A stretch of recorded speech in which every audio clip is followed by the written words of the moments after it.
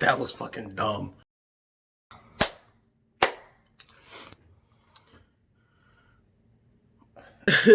What's up? About to abuse it, distribute the music and start seeing blue streak. Granny thought I was gonna be like my daddy though. Up in the school, I was never on all around. I was the OGs rolling dice playing with dominoes. But now I'm going right back on my business, dropping the music and solid dependent. I don't put no quit until I see a million and tell all the haters I finally did. I guess since the camera's running, we're talking about books again.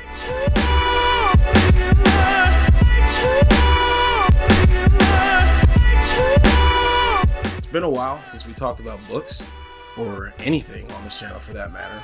And that's not my fault.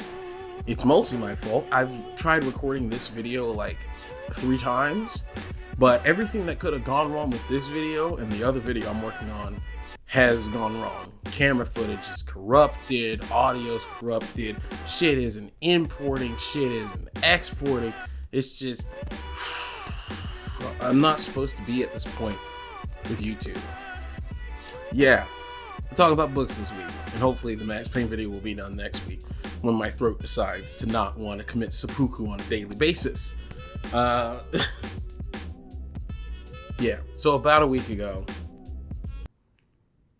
a friend of mine DM'd me on Twitter, Simba, go follow him. He's more talented than I am. He dropped an album. It's pretty good. The links in the description or in the video or wherever. You see it. You see it. He DM'd me and he was like, "Ayo, bro, I want to send you a manga. Have you heard of it?" And I was just like, "Send me a picture." He sent me a picture. I had never seen this manga in my life. So he was like, "Dope. I'm sending that shit straight to your crib." I went, picked it up, bada bing, bada boom, and now I am the proud owner of. They're not where I put them. Hold on.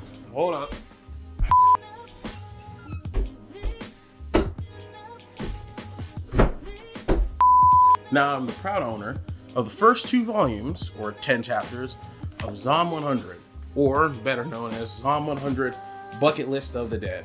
And I gotta say, for someone who hasn't read manga in a minute, and who's kind of only been reading Jagan, to be honest, I haven't really read any manga or watched any anime in like a year and a half. It's very tiring to have fun. I gotta say, this is some good stuff right here, boy. You see that? It's fucking titties and motorcycles, dude. And zombies? How can that be bad? Never hit in the mill. This is horrible. This manga really took me by surprise, though. This is some quality stuff. I kind of thought it was just gonna be another one of those goofy shonen type beats, which it is. It's goofy. I mean, Bucket List of the Dead. You kind of know what you're signing up for, but it's really enticing. It's a really solid read. Now, to give you a brief rundown without spoiling too much, the manga is mostly about a dude named Akira Tendo. He's a 24-year-old, which, shout out to the author. Let me not butcher this. Shout out to the author Haru Aso for choosing an older protagonist, because Lord knows we do not need another shonen manga where the main character is in the 8th grade, which is all of them. It's okay. Hey man, life goes on after high school, Japan. I'm just saying. So 24-year-old Akira Tendo is a office worker and he's being worked to death. He's fresh out of college, used to play rugby. He's very physically fit, or he was, until he got worked to damn near worker suicide. To the point where early on in the manga, he is literally complaining that the subway train gate is too thick for him to slip through or jump over, so the train could hit him, because he wants the train to hit him so he doesn't have to go to work tomorrow. And goddamn, let me just say, I can relate. I can sadly relate to that. But eventually, for reasons unknown, they don't tell you in the manga as far as I know. Again, only the first 10 chapters. For reasons that I don't know yet, and I don't know if they've been revealed in the manga. I hope at some point. But the zombie apocalypse starts, And unlike most zombie apocalypse books, which this manga is clearly making fun of, I mean, most obviously, The Walking Dead, Bucket List of the Dead, unlike comic books like that, where everybody becomes super evil and dark and sad and mean and a bully and maybe a cannibal and maybe a murderer and most likely definitely a murderer. Definitely a murderer. Everybody definitely becomes a murderer in The Walking Dead. Like, everybody, the babies, they got guns too. Unlike that, the author decided to do a positive spin on it. The dude is very happy-go-lucky. He is very happy that he doesn't have to go to work tomorrow and becomes a really good guy. You would think that it would be annoying, but he's not. He's just really positive. But in a good, not very annoying way. He helps people out. He always wants to help and try to keep as many people alive as he can. Like, I mean, one of the first things he did was go get groceries for his neighbors who were too scared to go outside because of the zombies. That's just what he did. Or, for example, one of the things he has on his bucket list is literally spend time with my best friend. And another one is go visit my family, who he hasn't seen since he left college 3 years ago.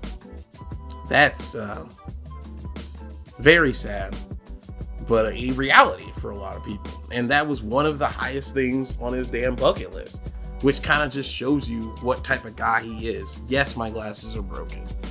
These will not stay on my face. Good Lord. God, what is... God, fuck. He's just a really good guy. He's a really swell dude. People don't understand why he's so positive or why he's so happy-go-lucky, but it's mainly because he just has a new lease on life since he doesn't have to go to work tomorrow. Those are his words, and that is something I can fucking relate to be honest. He's just a cool dude. His friend, Kensho, who I will spoil his existence because he's a main character. You'll see him. He's kind of in the same boat, and they both kind of just have like this really positive dynamic with each other. They're constantly like supporting each other through the apocalypse. He's trying to get his bucket list shit done. Friggin' the main character, Akira's trying to do his bucket list shit. Their shit just starts colliding, and then they just start to be like, you know what? We can do all that. We can do all that, even though the world's on fire. How about yours? What do you mean, boo? That was good. What are you talking about? That was a bad joke. That was a bad joke. That was horrible. That was horrible. That's all the story I want to talk about because I really wanted you to get into it. Pretty much cool dude, really nice, really swell, likes to help people, zombie apocalypse, bada bing, bada boom. No one wants to kill himself because he doesn't have to go to work. Bada bing, bada boom, that's it. That's all I'm gonna say because the story is actually really good. I like the way the story's paced. There isn't really a lot of filler. I guess there wouldn't really be filler in a manga, but like, you know, it doesn't feel like it's wasting time or indulging itself, you know, like this video. It's very point A to point B to point C to point D. Like, you know what I'm saying? It's just straight down the middle. And I like it. And even though it does take breaks to develop characters, even while that's happening, the story itself is still actively progressing. There is no like random, oh, we're just gonna stop and talk for some reason. It's just like, no, if the characters are talking or interacting, it is propelling the bucket list forward, at least as far as I can tell. Again, 10 chapters. It's like it could become trash in volume 3. I have no idea. Haven't read it yet. The art style is very nice. It seems to be like this mismatch. It seems to be a combination of like late 90s, mid to late 90s, like manga / anime style with like a very modern style. Like when you read a 90s manga or watch a 90s anime, you can tell that came out in 95. Somebody did that shit on pencil paper. Evangelion has a specific look. Trigun has a specific look. Cowboy Bebop has a specific look. Fully Cooley has a specific look. And when you look at modern animes, you could tell the difference in technique between The 90s anime. Demon Slayer has a specific look. Fucking Attack on Titan has a specific look. What's another modern one? Black Clover has a specific look. They all have this look. You can look at it and tell that shit came out probably within the last 10 years. This seems to be doing a combination of art styles. The artist Kotaro Takada has worked on other mangas before. I don't know if any of them were fully coolie.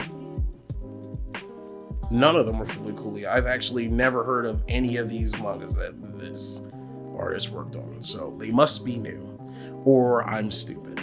Both of them are completely possible. The style that they chose seems to be a blend of those aesthetics mixed with a razzle dazzle of late 90s Nickelodeon. Now, I know that doesn't sound like realistic, but if you look at like this cover, this just bleeds late 90s Nickelodeon. It's got like the green slime splotches, the white font. This one's got straight up Nickelodeon font on it with the orange slime and spray paint. It's got a green shark. Like this looks like some shit Nickelodeon would have dropped somewhere between the release of Hey Arnold and Avatar ending.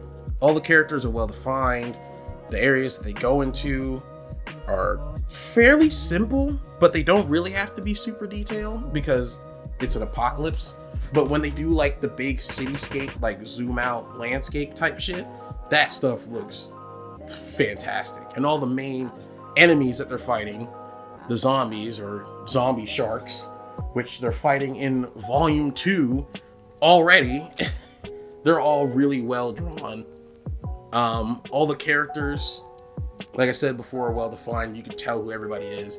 People's faces don't blend together. People don't wear similar outfits. People don't just look like copy and pasted characters. It looks good. It looked good. I don't know how else. I'm not an artist. I don't know about fucking framing and shit. The fight scenes aren't cluttered. You can tell exactly what's going on, who's getting hit, where, how they're jumping around, who's getting eaten, who's dying, who's living. It's not that hard to figure out. It's fairly clear what's going on. That's like the main theme of this. As much and as cluttered as a zombie apocalypse is supposed to be, and as dark and evil as a zombie apocalypse and zombie like literature is supposed to be, it's very light. It's very humorous, and it's very clear and not very cloudy. Unlike, Outside, which just decided that it didn't want to fucking participate today. Yeah, I highly suggest picking up ZOM 100, man. If you're into like stuff like Fooly Cooly, Trigun, what's a modern one I can compare it to? Just in case nobody's read or watched those. Fucking High School of the Dead. It's a hit. This is a hit. This shit slaps. It's fun. It's a fun manga. It's not hard. It doesn't take too much energy to read. I crushed through both of these in like 20 minutes. It's a nice romp. The characters are all enjoyable. Even the super serious ones are like goofy, and it's just fun. It's just fun. It's like fucking popcorn manga, dude. Popcorn's fun unless you got braces. And if you got braces, what the fuck are you doing? Get yourself some Invisalign, you damn bozo. I don't even really want to call it junk food manga because it's higher quality than that. Shaun of the Dead. There we go. It's like if Shaun of the Dead were a manga. I did it. Read it. I like it. It's fun. I highly recommend picking it up. Don't watch this video. This video sucks. I'm so bad at talking. I need to just turn this off. I need to just fucking wrap this up. This is a mess. This is a mess.